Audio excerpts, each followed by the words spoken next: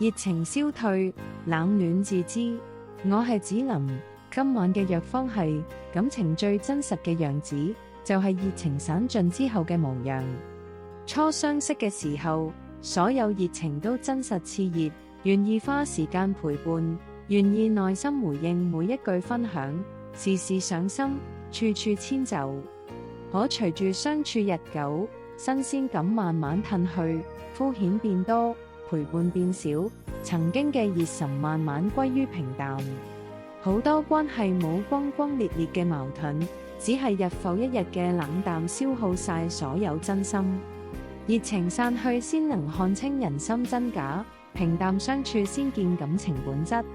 難道單靠一時新鮮嘅熱情就能撐起一段長久嘅感情？我係子琳，看淡熱度，看清人生，點個訂閱，願你從此百毒不侵。